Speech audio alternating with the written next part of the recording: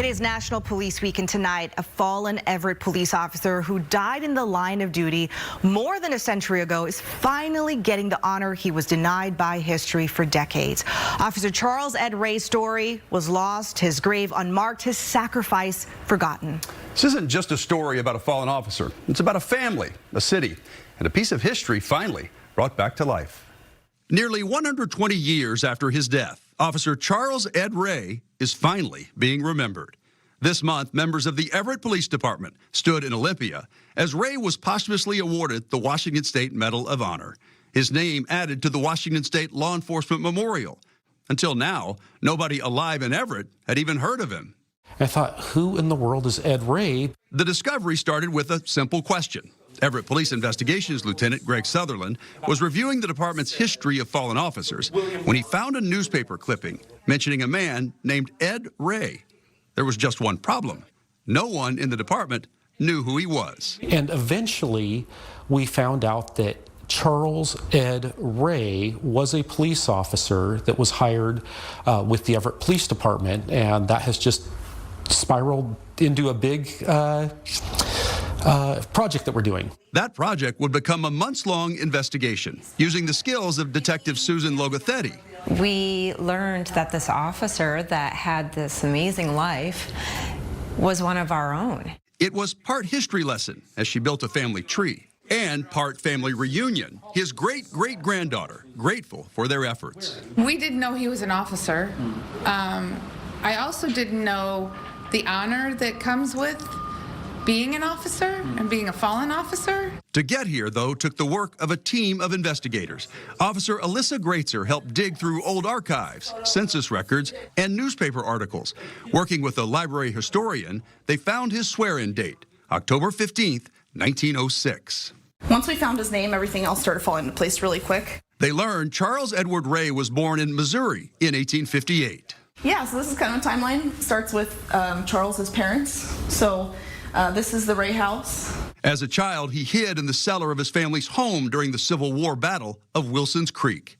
Years later, Ray moved west to Asotin first and then to Everett to be a barber. He married his wife Lola. Then, in his late 40s, he joined Everett Police. On New Year's Eve, 1906, Officer Ray responded to a drunken disturbance near the Lobby Saloon on Hewitt Avenue.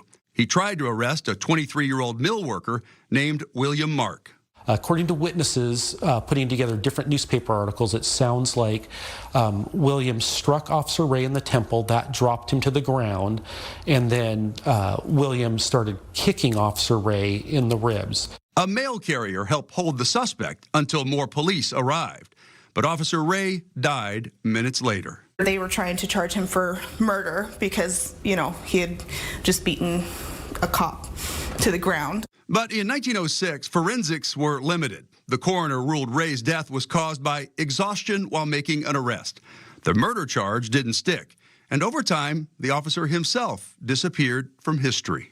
So what we think happened was that Charles Ray ended up getting mixed up with Charles Raymond because Charles Raymond died in 1902 and Charles Ray died in 1906, so it's very close together.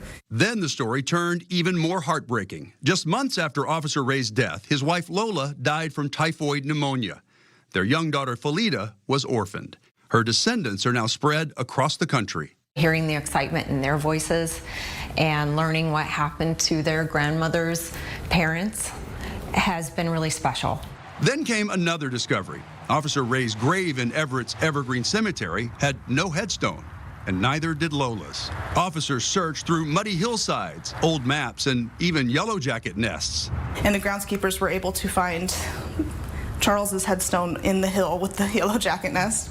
Now new headstones are being created, and a ceremony is planned to finally honor the officer who was lost to time.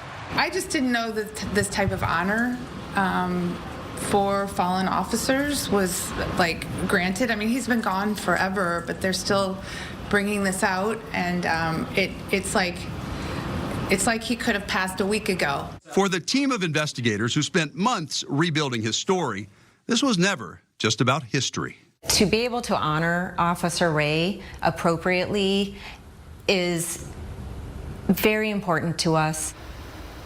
Lieutenant Sutherland and members of the Everett Police Department are in Washington, D.C. this week, where Officer Ray's name is being added to the National Law Enforcement Memorial.